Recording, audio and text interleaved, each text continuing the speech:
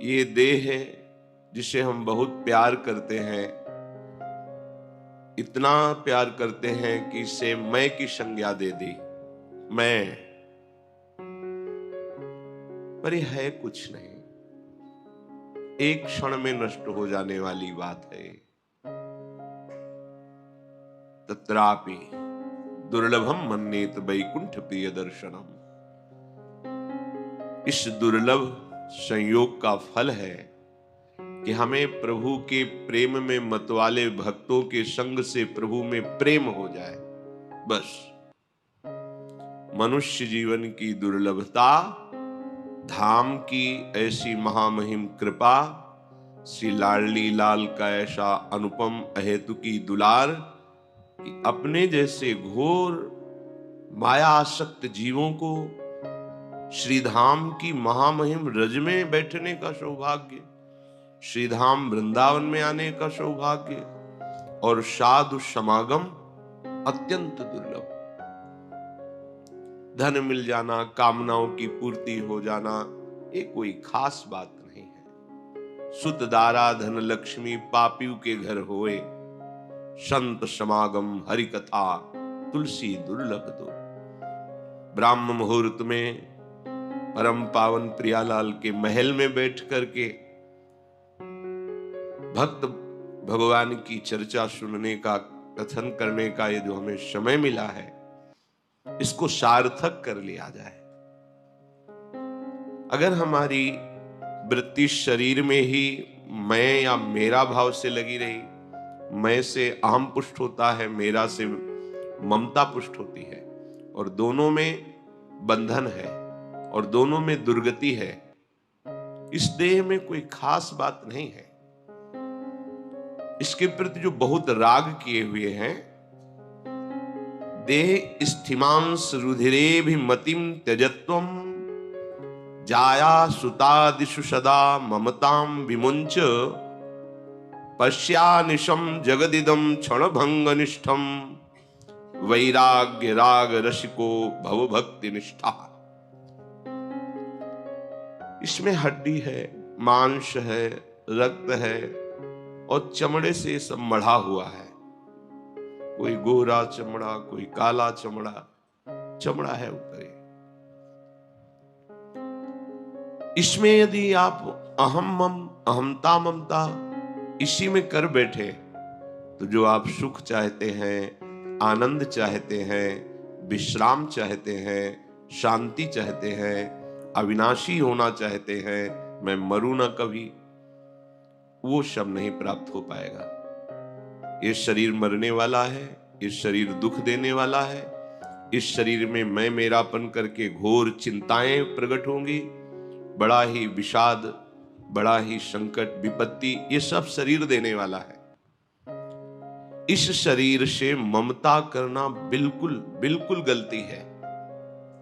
इसको उचित आहार दे दो और शास्त्र सम्मत इससे कर्म कराओ और खूब भगवान का भजन करो। इस लोक में भी परलोक में तुम सदैव सुखी रहोगे, प्रसन्न रहोगे।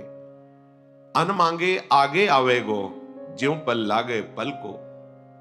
जैसे पलकें तुम नहीं बंद उठा रहे हो, वो अपने आप बंद होती है, अपने आप उठती है। जैसे दिल अपने आप धड़कता है, ऐसे ही ये सुख, साम्राज्य, शांति अपने आप आपके पास आ जाएगी। अन मांगे, मांगना नहीं पड़ेगा, आपको केवल भक्ति निष्ठा हृदय में धारण करनी पड़ेगी। भक्ति निष्ठा तभी प्राप्त होती है जब हम राग रहित होते हैं, वैराग्यवान होते हैं। वैराग्य शब्द सुनते ही मन ऐसा कुछ भावना करता है कि संसारिक कपड़े उतार के ये भागवतिक भेष धारण कर लेना मानो वैराग्य का यही स्वरूप है। ऐसा नहीं है।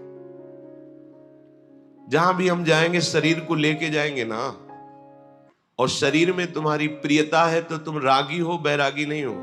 चाहे बिल्कुल एक भी कपड़ा ना पहनो, दिगंबर हो जाओ, नंग धड़ंग घूमो, शरीर में अगर राग है अहमता ममता का तो आप वैरागी नहीं हो। और भगवत विधान के अनुसार आपको बहुत अच्छे अच्छे कपड़े मिले हैं, सुख सामग्री है प्रारब्ध के अनुसार, पर आप उसे भगवत प्रसाद समझकर शास्त्र संयम से बर्ताव करते हैं और प्रभु का नाम जप करते हैं, कहीं कोई प्रभु के सिवा प्रियता नहीं रह गई है, तो आप सच्चे वैरागी हैं। वैराग्य का तात्पर्य शरीर राग त्याग से है। हम वैराग्य का तात्पर्य ले लेते हैं बाहरी त्याग से। कहीं भी जाओगे, गुफा में रहो चाहे वृक्ष के नीचे रहो, आश्रय तो लेना पड़ेगा। कहीं भी जाओ, उदर पोषण के लिए अन्न तो लेना पड़ेगा। कहीं भी जाओ, शरीर की सुरक्षा व्यवस्था तो करनी पड़ेगी। अगर ये बात है तो वैराग्य किससे किया है?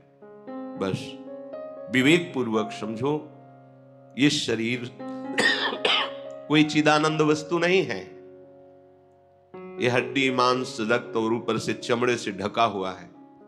प्राणवायु जैसे धौंकनी चलती बस ऐसे चल रही है। इसमें जो खास बात है, हर श्वास में राधा राधा राधा, ये खास बात है। अगर हमारे हृदय में प्रभु के प्रति लगन नहीं लगी,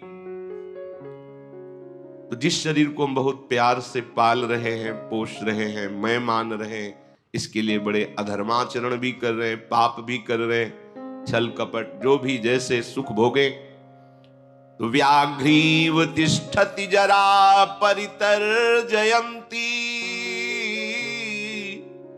रोगाश्च शत्रव इव प्रहरन्ति देहम् आयुः परिस्रवति भिन्न घटादिवाम्भो लोकस्तथाप्य हितामाचरतीति चित्रम्। हे भाई, भूखी भागिनी की तरह ये मृत्यु तुम्हें ताक रही है होश में। जिस शरीर को तुम बहुत प्रिय मान रहे हो, इसको जैसे कोई भूखी बाघिनी अपने शिकार को बिल्कुल लक्ष्य में ले लिया है, ऐसे मृत्यु तुम्हें बिल्कुल निशाने पे लिए हुए है। कभी भी किसी भी क्षण वो घात लगाए बैठी हुई मृत्यु तुम्हारा प्रिय शरीर तुमसे अलग कर देगी, नष्ट कर देगी।